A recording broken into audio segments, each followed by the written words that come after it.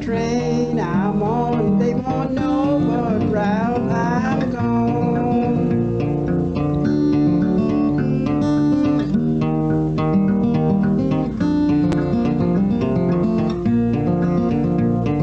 When I am dead and in my grave, no more good time here I'll pray. Place the stones at my head and feet and tell them all that I'm gone to sleep.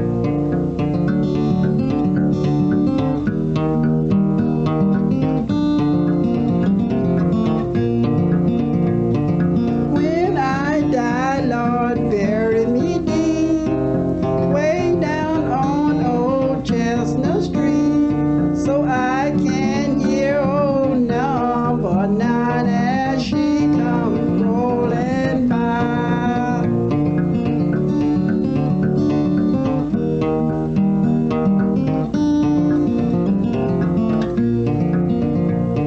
When I die, Lord, bury me deep, way down on old Chestnut Street. Place the stone at my head and feet and tell them all that I'm gone to sleep.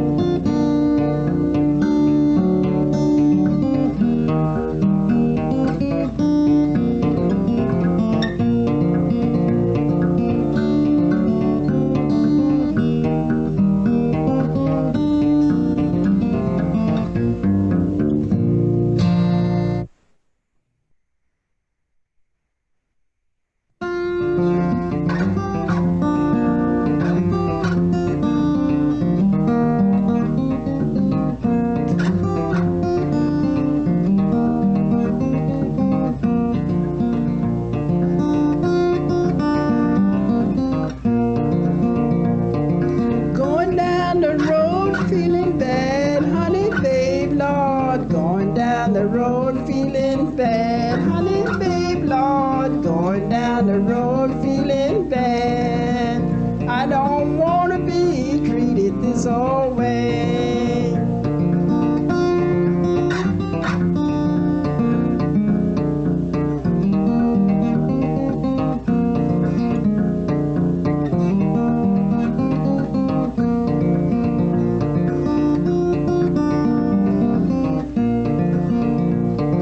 Girl, I love done turn her back on me, honey babe, Lord. Girl, I love done turn her back on me, and I don't want days away.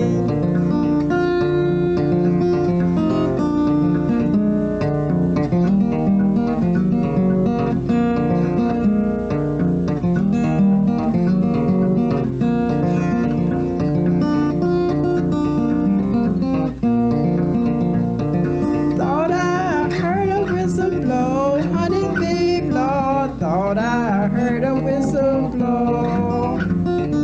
Thought I heard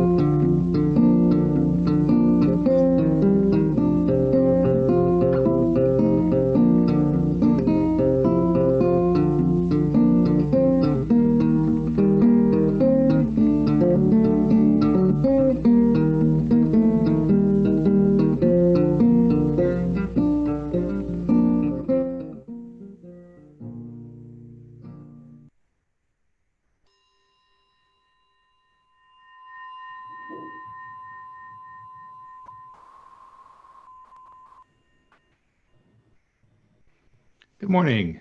My name is Nathaniel Reveal, and I have the honor of being your service coordinator today. I'm so glad we're gathered together on this late summer day.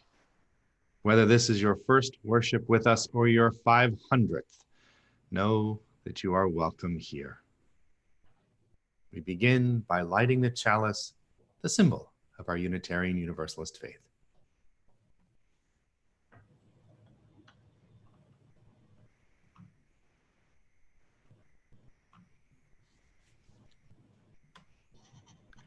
Our chalice lighting words come from the UU minister Eric Walker Wickstrom. Here, today, in this place, with these people, may we listen so that we can hear. May we hear so that we can feel. May we feel so that we can know, and may we know so that we can change ourselves and this world. May this chalice light our way. Welcome again. Our virtual services run more smoothly every Sunday. But in case there's a technical glitch, know that we are working to fix it quickly, and that the service will be available to view later on our website at nashvilleuu.org.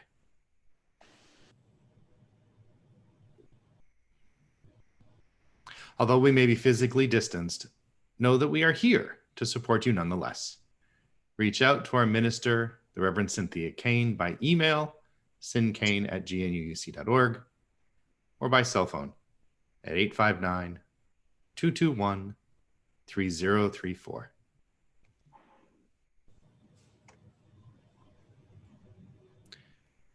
The Free Church tradition, of which we are a part, does not offer up a creed or a certain set of beliefs that everyone must accept in order to belong. Instead, the boundaries of our community are determined by commitment and participation. Our central question is not, what do we believe, but rather, what values will we uphold, and how will we do this together? Our covenant, the promise we make to each other, is at the heart of what it means to be a Unitarian Universalist. And so I invite you to speak these words with us.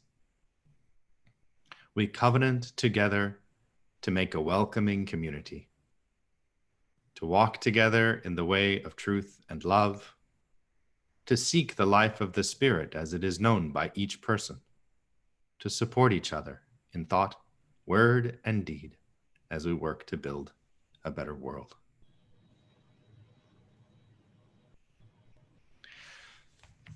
To continue our musical theme, we're joined virtually by modern multi-instrumentalist Hubby Jenkins, playing tunes popularized by Joe Thompson, the proverbial patron saint of Black American fiddle playing.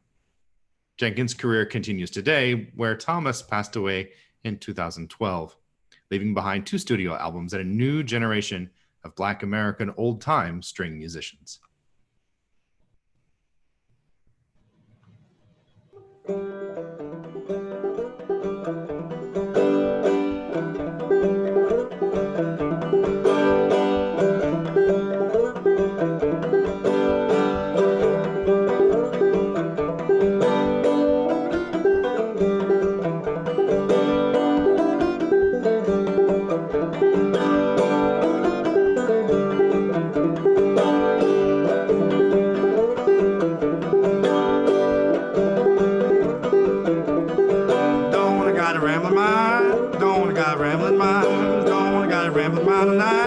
Got a rambling mind, don't wanna done jump the fence, going on down the line.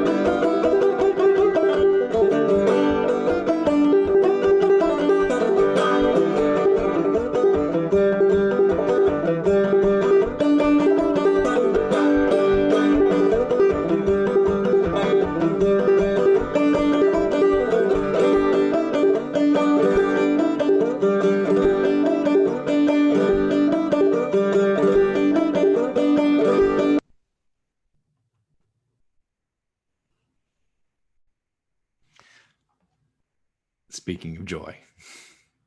In our Time for All Sages, the Sankofa Read Aloud project brings us V is for voting. Hello and welcome back to another edition of Sankofa Read Aloud. Today's story is titled V is for Voting. Written by Kate Farrell, illustrated by Caitlin Kuwald. I hope that you enjoy this amazing story. A is for active participation. B is for building a more equal nation. C is for citizens' rights and our duty. D is for difference, our strength and our beauty. E is for engagement. We all need to care. F is for a free press to find facts and share. G is for govern, to lead and to guide. H is for homelands that we've occupied. I is for inching ahead, bit by bit. The march is a long one, but we cannot quit. J is for judges. They're meant to be fair, to be neutral, unbiased, objective, they swear. K is for knowing that you can take part. L is for local, and that's where you start. M is for matter, and every vote does. N is for never forgetting what was. O is for onward, keep progress in sight. P is for protest, when we need to fight. Q is for questions. I've got one or three. R is for represent. They work for me. S is for suffrage, the right to a vote. This fight is ongoing, not history's footnote. T is for talented teachers in schools. Well-informed citizens don't suffer fools. U is for unbought, unbossed, undeterred. V is voting to make your voice heard. W is for working for change, win or lose. X marks the spot on the ballot you choose. Y is for you. We need everyone's hand. Z is for zeal. Please bring yours. Take a stand.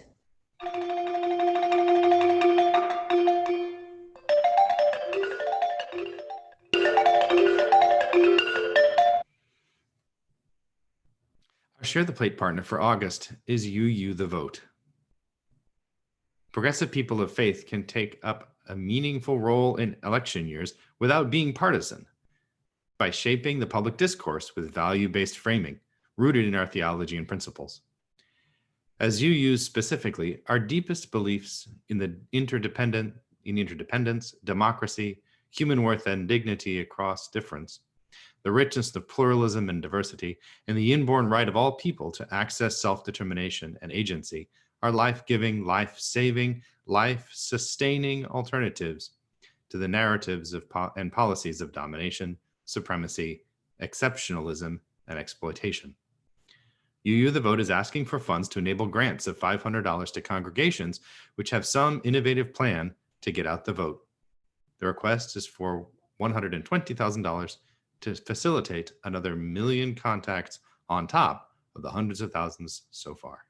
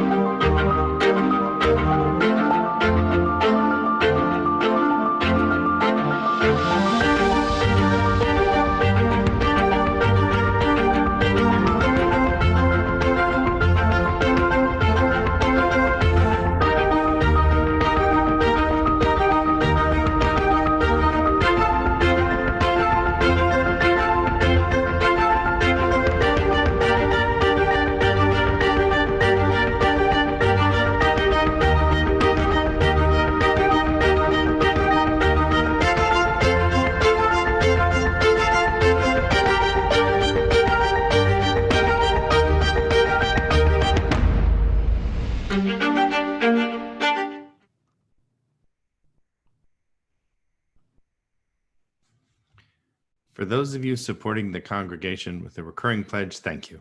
If you'd like to make a contribution today, we have 3 simple options.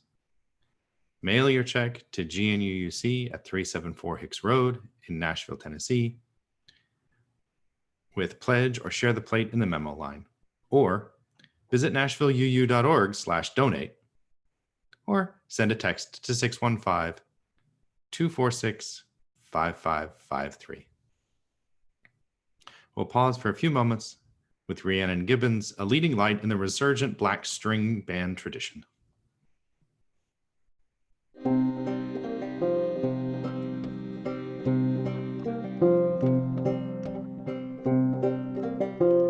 I am a poor wayfaring stranger, traveling through this world alone. There is no sickness, toil, or danger in that fair land to which I go. I'm going home to see my mother. I'm going home, no more to roam. I'm just going over Jordan. I'm just going over home. I know dark clouds will gather round me. I know my ways rough and steep. The golden fields lie just before me, where the redeemed shall ever sleep. I'm going home to see my mother. I'm going home, no more to roam. I'm just going over Jordan. I'm just going over home. I'm just going over home. I'm just going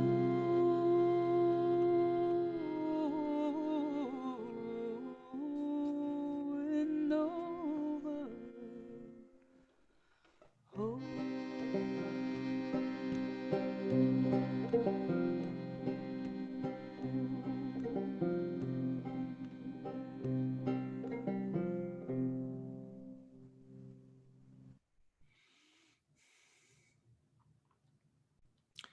Today's meditation comes from Harlem Renaissance poet, playwright, and activist Georgia Douglas Johnson. We'll begin with the poem, continue in silence, and then end our meditation with the sound of the singing bowl.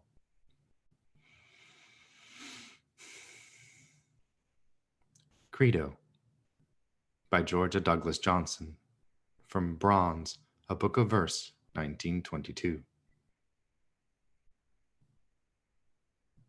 I believe in the ultimate justice of fate, that the races of men front the sun in their turn,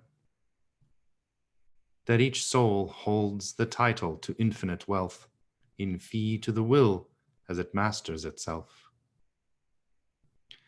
that the heart of humanity sounds the same tone in impious jungle or sky-kneeling fane.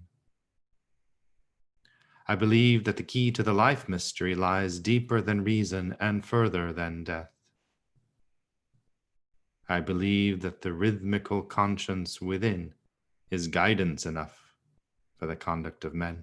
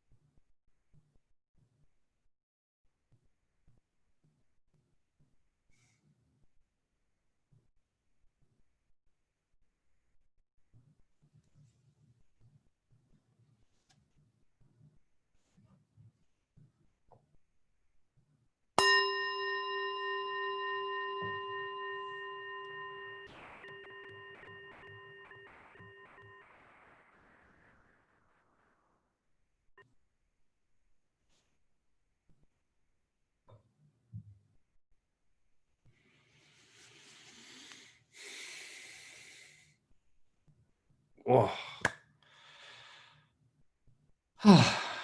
Hello, friends. Today's a chance for the board to bring some of its ideas to you and help frame the upcoming work that we're all going to be doing this church year. Our church year begins in July and runs round through the end of June. And so in those early days, we get together and we plan and set goals. But we're not doing this in a vacuum. There's actually a model that we're following. And I want to take a few minutes to talk about that model and then how it connects to the work that we've got planned for this year. There's a large slide deck and Jesse's got control of the next and back buttons there. So I'll be working with him kind of interactively to move through the slides. So let's start with a very tiny and brief summary of the governance model that the congregation's been using. About 6 or 7 years ago, when the congregation set out to hire its first full-time minister, we sat together and said, okay, we're bringing in a minister. We've only worked with one kind of part-time prior to that, at least in the recent past. So how is this going to work? What jobs are the board's jobs? What jobs are the minister's jobs? How do we set up the boundaries and how do we support each other? And so there's a handy text. Let's go to the next slide. Called Governance and Ministry, written by a friendly person named Dan Hotchkiss, who's still very much with us and still does consulting dynamically for us and other UU congregations. And his model is a little different than something you might have heard of called policy governance. That's a separate kettle of fish. It's for much larger, more complex institutions. Governance and ministry is for smaller scale congregations like ours that have a minister, that have a bunch of volunteers, have an elected board, and need to figure out how we're all going to work together fairly and efficiently. So let's go on to the next slide. As the name implies, there are two ideas to this. There's governance and there's ministry. So the governance bit is, what are the guides? What are the road signs? What are the guideposts? What are the rails on what we do as a community? And those are set up in policies, and the policies are inspired by the mission that the congregation adopts. Okay, that's the governance part. The ministry part is the actual doing of things. It's okay, within this kind of broad framework of how we do stuff here, what tangible actions, what tangible things can we create that make a difference in people's lives? So there's governance and ministry. The governance is what the board does, and ministry is what the minister and congregational volunteers do. Okay, next slide. Which loops us to the mission of the congregation, right? So the congregational mission is that the transforming power of love is our core belief. Okay, that's a fairly profound statement, right? We're trying to act in every way we can with love. We embody a sanctuary of compassion, integrity, and respect. Okay, so the congregation is a sanctuary. Well, that has lots of layered meaning, right? The congregation itself, the building, the land that we own, right? So we champion justice, equity, and peace. And that to me speaks to what we do with our feet. You know, where do we show up? What do we do, right? Where do we stand? Okay, so how does that work now that we've set up the kind of basic notion? All right, let's go on to the next slide. And this is a diagram that every new board member sees. It's the two kind of twin humps, right? These ideas of governance and ministry. So governance is the board, it's policy, it's operational oversight. Are we spending money well? Are the things that we're doing aligned with the mission? It's a very abstract and very document-driven process. Okay, let's take a look at the next slide. That's ministry. Okay, this is the doing of things. This is working with the minister. This is meeting together. This is talking to each other, right? This is inviting new people in. This is organizing into small groups. And then look on to the next slide. There are some things that we do together, board, ministry, the congregation as a whole. The mission, right, grows out of everyone. right? The core values that we advocate, our covenant together, right? Those things are a collaborative process. Okay, great. These are lovely abstract ideas, but what does this look like in practice in our congregation? Okay, so we've got the governance in yellow on one side and the ministry in blue on the other side, right? And when they combine, they're green in the mission. Okay. And the board and the minister, we work back and forth in consultation with each other. We acknowledge that we have different jobs to do, but that it requires coordinating between each other so that we're doing them effectively. There's some vocabulary that's really helpful here, and that's the idea of a committee and a team. Okay, a committee is something appointed by the board. It meets regularly, and it has an abstract task, right? It's thinking about ideas. It's thinking about what's happening in the next 5 years. It's setting up those kind of guideposts along the way so that folks kind of have a sense of where we're headed. On the other side, with the minister and the doing of things, are teams. Teams are led by volunteers, they're organized by volunteers, they do things. They don't meet necessarily on a regular basis. They don't sit in circles and discuss abstract philosophical things unless maybe it's in service of the doing of things, right? So when we have art day, when we have garden days, when we have game night, when we have women's group, when we have book group, those are all teams that organize because people want to do things, right? Okay, so committees and teams, two ideas, very different kinds of work, right? Okay, let's go on to the next slide. So that gives us these 6 principles for how we're going to operate within governance and ministry. So there are separate processes for governance and ministry, right? The board doesn't get involved in telling people what teams to create and what marches to go on and what plants to plant in the garden. That's ministry work, right? Okay, then next bit is the board speaks as a body, not as individuals.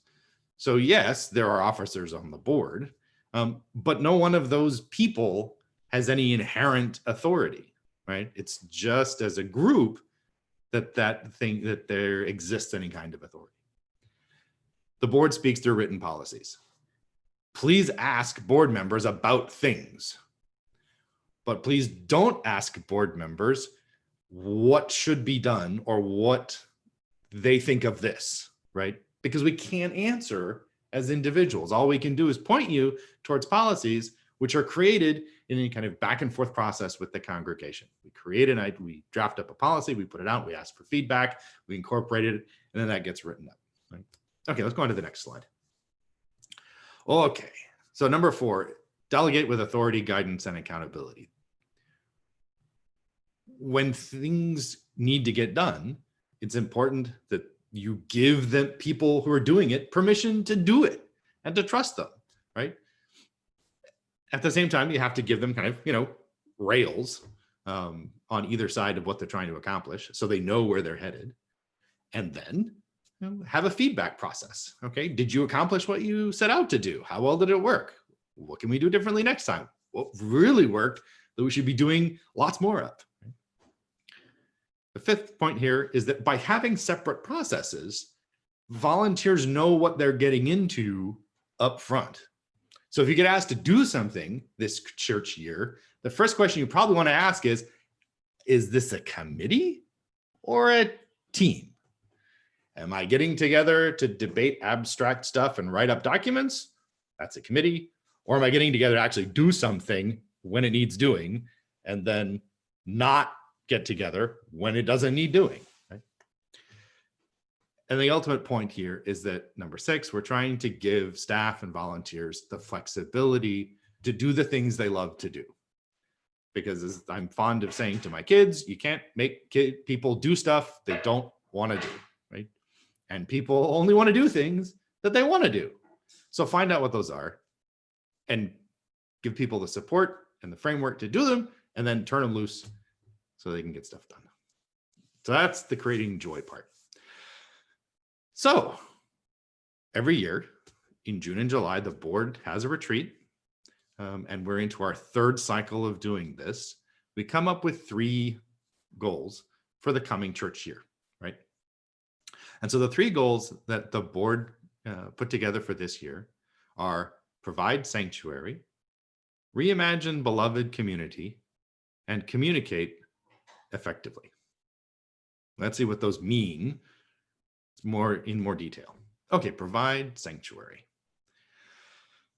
One of the things that we've learned through COVID is that being out of doors with the sunshine and with air circulation is much safer and much better for everyone than being indoors with limited air circulation and no UV radiation to kill the viruses.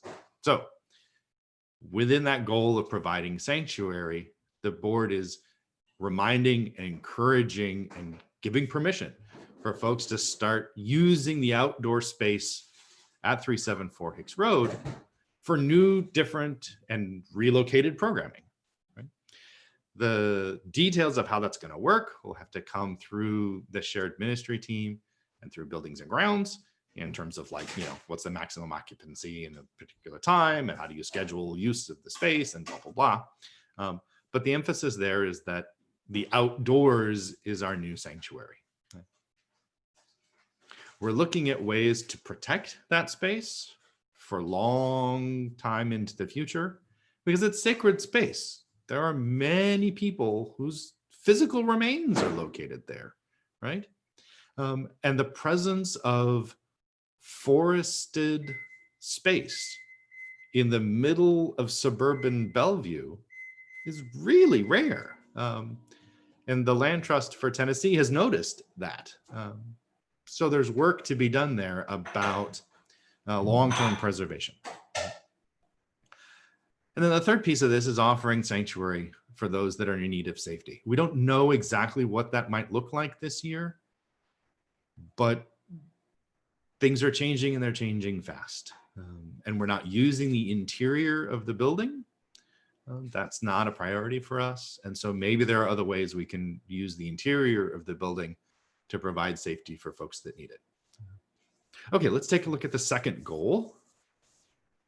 Reimagining beloved community. So beloved community is a phrase that gets popped up around a lot, but it has a very specific meaning. It's an extension of an older Christian idea that Dr. King picked up in his letter from a Birmingham jail and expanded on and has subsequently been even more discussed and expanded on. But it's focused around 3 ideas. That in the face of poverty, racism, and the militarization of society, our best response is love. Conveniently, that lines up well with our mission, right? Because we think of love as the transforming power, right? And so the question becomes, okay, in what ways can we respond to poverty, racism, and militarization with love? And there are plans underway, and we are actively encouraging new plans, and we'll get to that a little bit later. Right? We know we're not going to get to beloved community overnight, and so we're going to need time to have conversations about what that is and how I understand it and how you understand it and how we understand it together. And Reverend Cynthia has some ideas about that that I know she's looking forward to kind of expanding on in the coming year. Okay, last goal. Communicate effectively. This is a tricky one. It can be as simple as giving people a heads up. Hey, this is what's coming, right? These are some of the decisions we're going to have to be making in the next 6 months. But it's email, it's changing the way we use the website, it's calling each other on the phone, right? We don't know exactly how communication is going to work best, as we kind of do the virtual thing. But we know that it's an issue, and we know it's something that we need to learn to do better and to come up with new ways to communicate. So we'll try to do it consistently. We'll try to do it in a multitude of ways, and we'll invite people into the process to figure that out. Okay, scroll down here. All right, excellent. Okay, so back to the nuts and bolts of how the heck does this get done? Well, the short version is we need lots of teams of people to do things. But if you have lots of teams and they're all engaged in doing stuff, how do you share common resources? There's budgeted money for ministry activities. How does that money get allocated, right? There's the garden space. How does that garden space get used, right? How do we avoid having 74 people descend on the memorial garden and try and use 6 benches, right? Okay, so there's logistical coordination. Where does that happen? Okay, next slide. It happens in a group called the Shared Ministries Council. That's a group of folks that meet quarterly, I think. Quarterly. And they coordinate budget and resources and communications. So if you're wondering, hey, how am I going to get the word out about the new gardening team that I'm setting up to remove invasive species from the garden? Well, coordinate with Shared Ministries, because they are the folks that know how to use the different communication channels, email, website, for the congregation, right? So there are parts of this process that are new, and there are parts of this process that are established and well understood, and you don't need to reinvent the wheels for these things, right? So the shared ministry team is really helpful because it doesn't meet that often, but it meets often enough to coordinate a calendar, coordinate shared resources, and to coordinate money. Okay, let's go on to the next slide and see how that kind of looks. Okay, so we looked at this chart earlier, and I've added now a few more things onto it. Underneath the ministers part now, there's the shared ministry bubble that we talked about. And then there's all the teams that run under that, right? So all these teams that we're creating, right, are coordinated through shared ministry and work with the minister to get stuff done. Great, okay. So now let's look at the definition of a team. Next slide. 3 humans. If you can get 2 other people to buy into your idea and commit to doing it, then that's what we've decided in a congregation our size is enough to call it a team, right? So it's enough that it's not just one person running around trying to do something all by themselves, but it's not so many people that it becomes an onerous task to kind of recruit. So 3 folks. And then, next slide, coordinate with Reverend Cynthia, bring your idea to the shared ministries team, and there's money in the budget for startup funds, right? I need I need a silk screening machine. I need some garden shears. I need placards, signs. I need flags. Startup stuff to give you an infrastructure to get going. Okay, now let's talk about some of the ideas that we've already seen start floating around. So these are some of the ideas that are already bubbling around that may be of interest to you or may give you inspiration for other ideas. Okay, next slide. Related to sanctuary, right? We've noticed that although we're absent from the space, the neighborhood around GNUUC is not absent from the space. And kids are still coming to the playground to play on it, 1s or 2s. But the sanctuary continues to provide sanctuary. That's very exciting. We're already planning for room at the inn and how that might work. And now with the board's kind of guidance that the outdoor space is really where to put our emphasis, people are coming up with all kinds of new ideas for what they can do outside, distanced, but together. And those announcements will be coming soon through their kind of standard channels. Okay, let's take a look at the next slide. Right, beloved community. So one of the great phrases from John Lewis has been this idea of good trouble, right? And I know folks are thinking about what those might be, and those will get coordinated as we go. But it also helps us remember that we need to invite different kinds of ideas and voices on Sunday, and to work together to resolve conflict gracefully, right? And to understand that differences exist, but that we can manage them well and work together. Yeah. Let's take a look at the next goal. Gotcha. How do we communicate effectively? There are already changes underway to NashvilleUU.org. In fact, all the things I'm talking about are now posted at NashvilleUU.org/governance.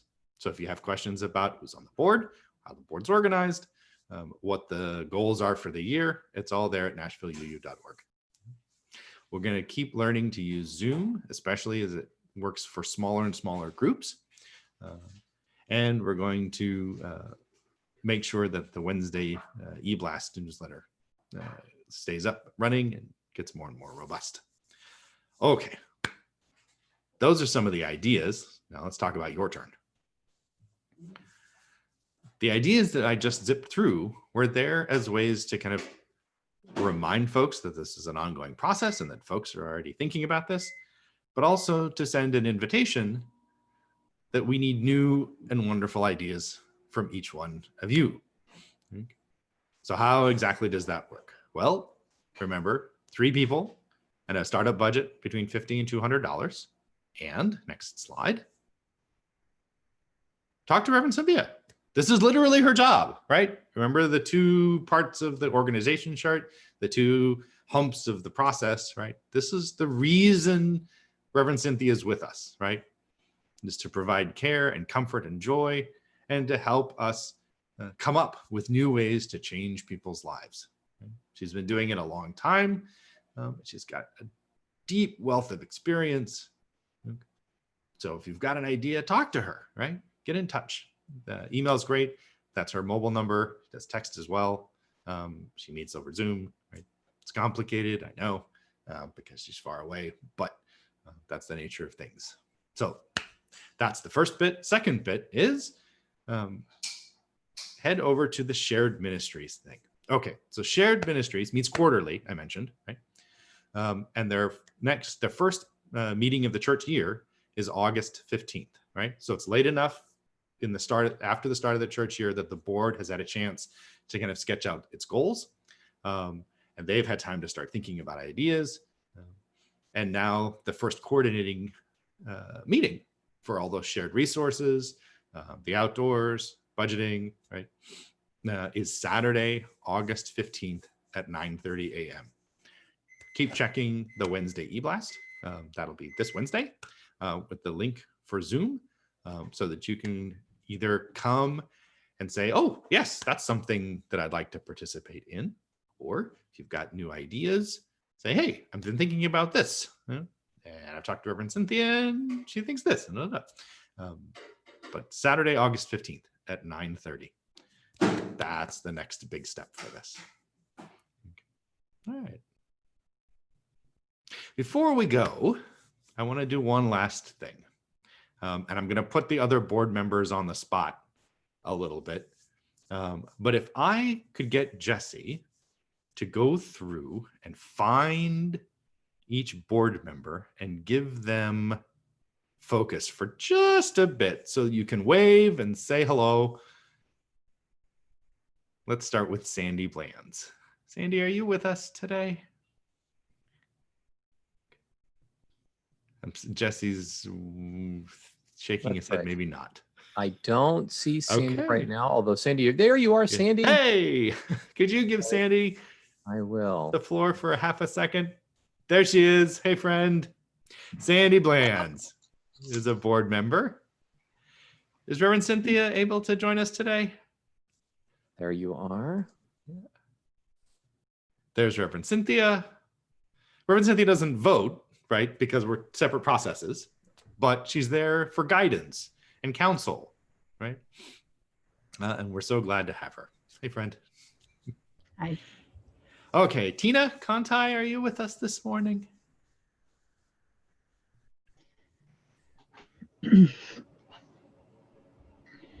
Don't think so. Okay, no problem. All right. And then Ryan Davison. And Ryan is not online this morning. I understand. Gotcha. Carol Looney, are you with us this morning? There you are, Carol. I'm going to spotlight you. Great. Say hi, Carol. Hey, friends. That's Carol. Yeah.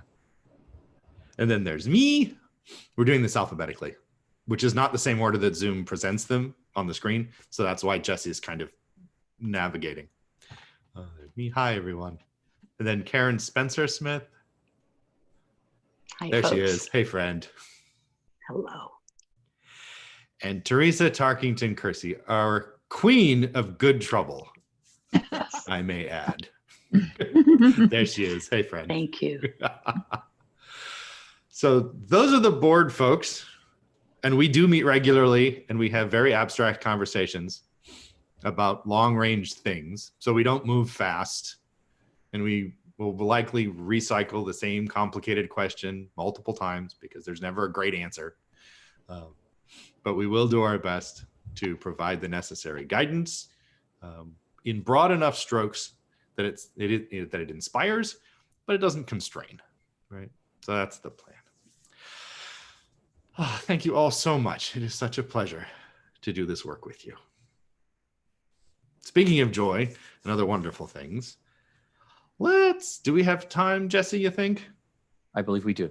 Wonderful. Let's take a minute with the Carolina Chocolate Drops and their cover of a 2001 pop hit called Hit 'em Up Style.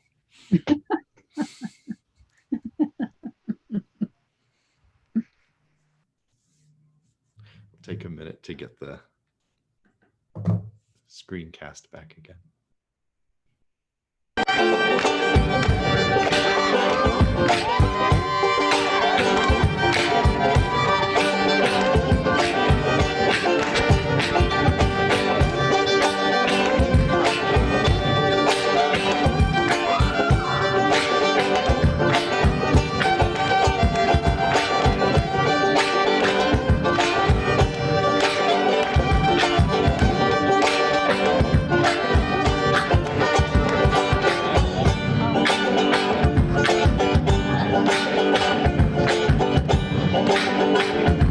Ladies and gentlemen, we're gonna have Miss Ritten's Hit 'em Up Style for you now.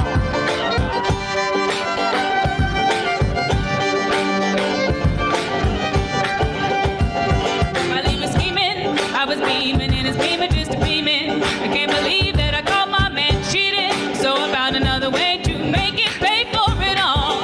So I went to Neiman Marcus on a shopping spree, and on the way grabbed Soleil and Mia, and as the cash box rang, I threw everything away.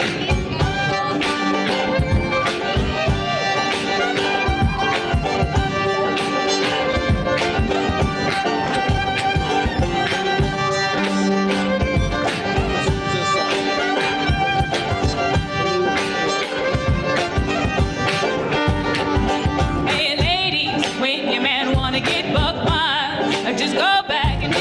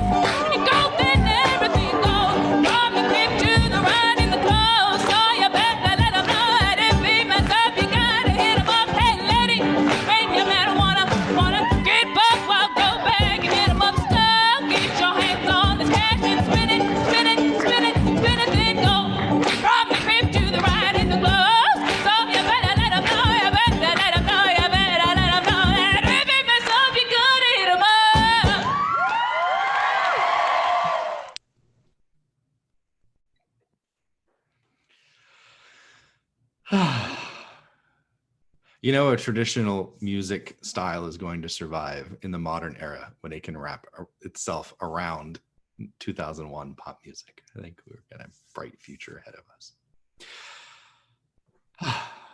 Jesse, as Zoom coordinator, would you help us with the sharing of joys and concerns? Absolutely. I remind people that you can raise your hand by going to the participants window. It's if you sort of touch your screen, if you're on a touch screen, or if you go down to the bottom, you can click on participants, and that way it will give you the opportunity to raise your hand. That's the best way. So if you want to raise your hand, if you have a joy or a sorrow to share with the congregation, I do remind you that we are live streaming right now and also recording. So just keep that in mind as you decide whether to share. But I do invite you to raise your hand virtually and also invite you to also raise your hand physically if you would like to share. So Elizabeth, I see you. I'll go and ask you to unmute. Oh, no? Oh, you're just waving hello. Well, it's good to see you. Great. Wayne and Teresa, absolutely. I'll ask you to unmute, and then Larry, I see you after that. Okay. Hey, hi everybody. First I have to thank whoever picked the music today. My Carolina Chocolate Drops. I love them. Wayne and I have seen them many times in Oh! followed them for years. Hit 'em up style, probably one of my favorite songs. And so kudos.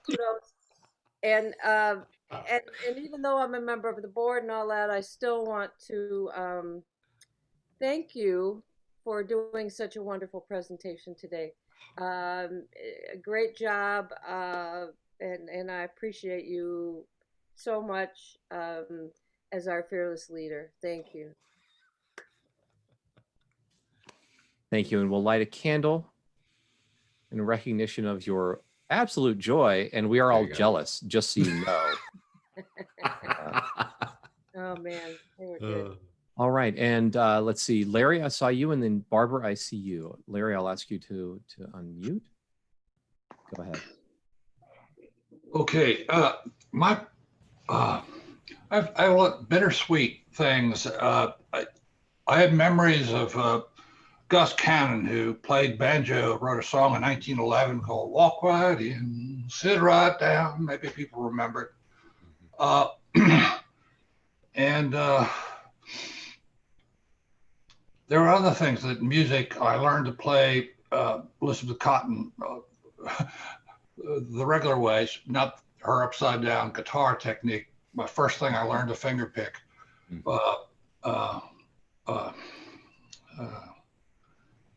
I can't remember how to play it anymore, but I learned the song. It's very, very strange feeling. Also found out from my sister, who turned 80 recently, that my grandfather was apparently murdered by the Ku Klux Klan in 1936 for being helping out Black people. I had no idea. He died before I was born. That was fascinating. Anyway, that's me. Thank you for sharing, Larry. I light a candle for your future music. Barbara.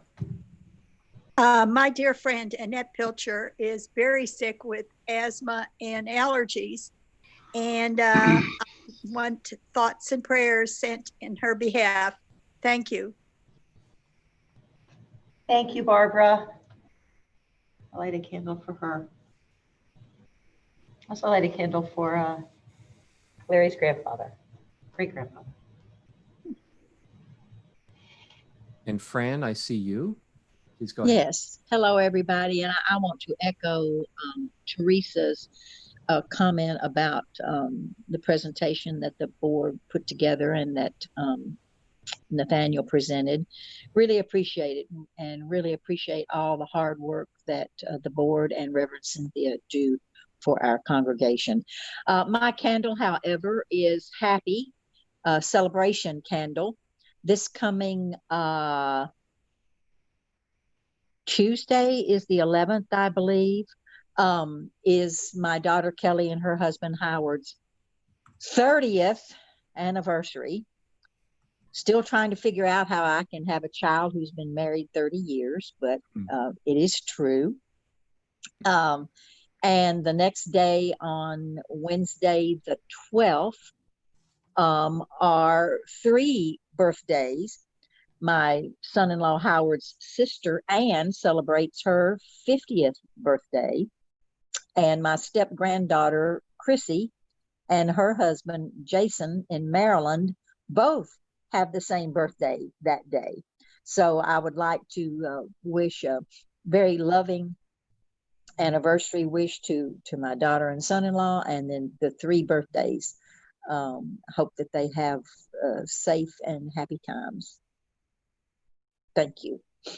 Thank you, Fran. Light a candle for your joys. I have a joy to share. This 2 days ago was our daughter Laurel's 19th birthday, which seems incredible. And it was lovely. We went out camping on a Percy Priest lake campground, and had lit all the candles on a cake there, and the campground is getting more and more illuminated as more and more candles gather on the cakes. Her cake still doesn't compare to my cake with the full 55 candles lit on it, which looked downright scary. But so a joy of a candle of joy for Laurel's birthday. For many more. I told her about the day she was born. Always good to remind them they still owe you. Who else has the joy to share? I see Nathaniel. Hi. So I'm particularly joyful for 2 reasons. Number one, Kristen's birthday is rapidly approaching, and that is a cause of great joy for all of us. And I know we have great secret plans in store. Well, not so secret because Kristen organizes everything, but nonetheless, I'm very happy for her. And then the related joy, my brother-in-law, it's complicated, was married about a year ago, just about this time, and his husband got his permanent U.S. residence card. I think it was about 3 weeks before the pandemic really started. And so my brother-in-law, Javier, is a chef. He doesn't call himself a chef. He's a trained, culinary school person. And he was here in the United States for a year on an internship program with Lowe's Vanderbilt doing hotel culinary stuff. And with the pandemic, that all shut down. And all the folks that were here with their various international internship programs kind of got stuck in the lurch.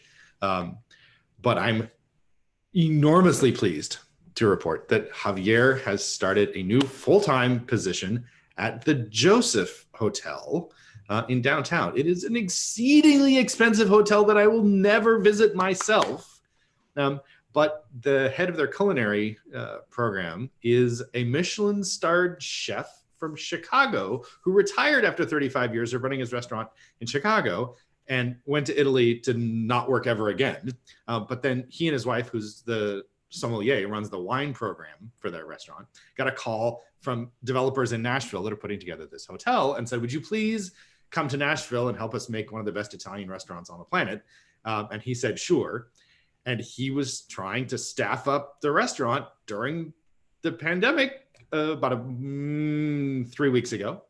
And Javier's resume came across his desk, and 48 hours later, he was on board. So my wonderful, amazing brother-in-law, Javier, now has a chance to get his first full-time professional gig under a Michelin-starred chef making pasta from scratch with an imported pasta maker from Italy. So I am just thrilled. Thanks for sharing. Thanks. Thank you, Nathaniel. I light a candle for your joys and the joys of your family. Oh boy. Susan.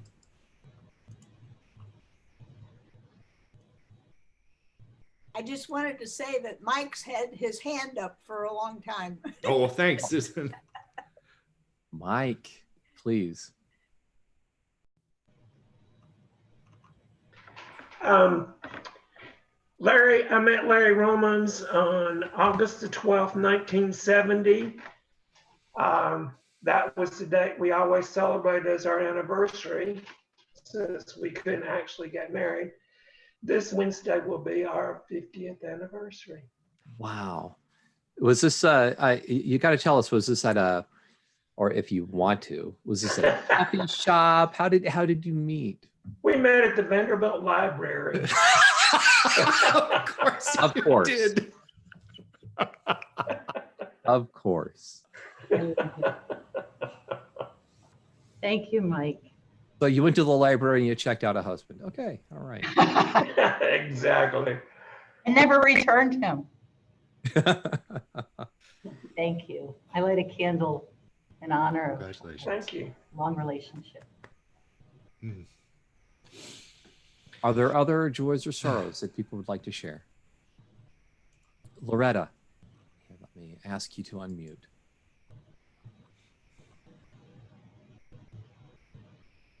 There we go. I just wanted to let everybody know that this last Thursday, my daughter Kristen and my youngest grandson Murrow over in Perth, Australia, got their Australian citizenship. So they have a dual citizenship now, and they're very happy about it. It makes flights a lot cheaper for them going back into Australia. I never realized that. It's pretty neat. Yeah. Oh, yay. Thank you. Okay. I light a candle for your joy and for their citizenship. And are there any other sorrows or joys to share? Then let's light one additional candle for those joys or those sorrows too deeply held to be shared. We'll close out our sharing of joys and sorrows with New York City Virtual Choir and How Can I Keep from Singing?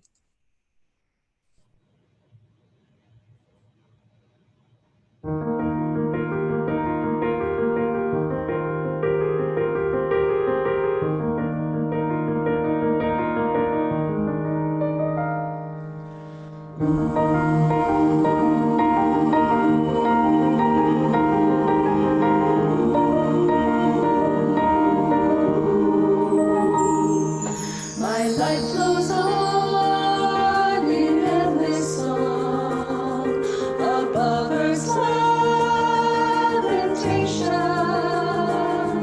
I hear the real, the far off hymn that hails a new creation.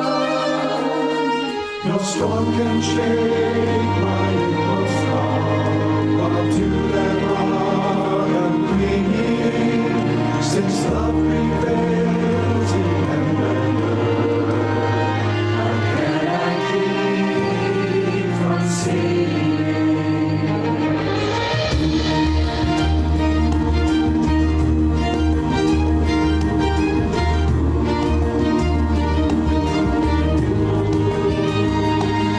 While all the time the surrounding roars, I know the truth it liveth,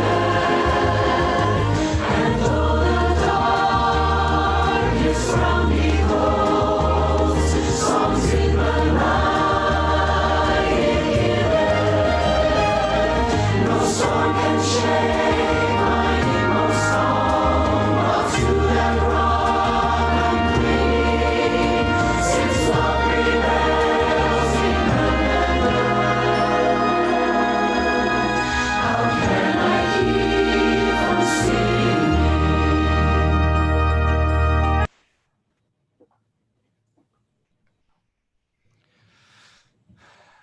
Dear friends, we have arrived at the end of our worship today.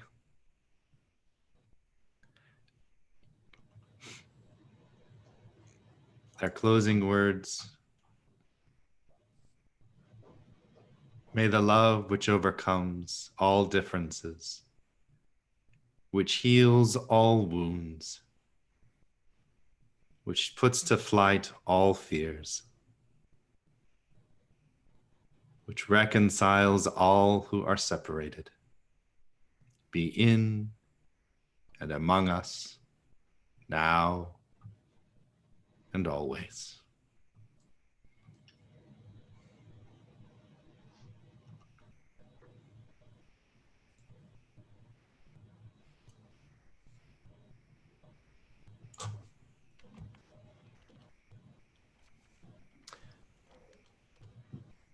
We have a few announcements. First off, the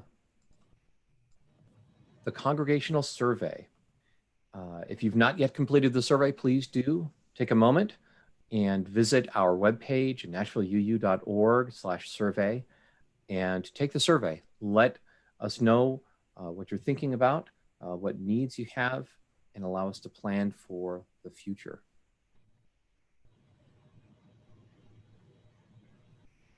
Also would like to remind everybody about the Shared Ministries gathering coming up on 9:30 a.m. Saturday, August 15th. So that's this coming Saturday.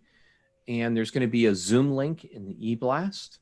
And if you are a little bit uncomfortable, you can reach out. I'm happy to help whoever has any questions about Zoom so you can participate and actually have something brand new for you to try out, which is a poll, which we've not done before. So I'd like to take a quick poll and see who might be interested in or who is going to be attending the Shared Ministries retreat. So now you should see on your screen a question about the Shared Ministries retreat. And Kristen said, I should have included one option, which is I'm planning on going, but I might forget. Because that's often my response. Yeah. All right. So it looks like we're still getting some votes in. We have 19 people voting. So I'm going to go ahead and close that voting in just a moment. So give you just another moment or two. And then we will end polling and we'll take a look. All right, I'm going to end polling here. I'm going to share the results. So 10 of us are absolutely either planning on going or maybe going. We need to know a little bit more about it. And then a few saying maybe, and then certainly a number of us, and this is to be expected, a lot of people not planning on it. So, and also do want to point out that hosts and co-hosts can't vote. So there are at least like 4 of us that are planning on going, but we're not allowed to vote on the polls. Excellent.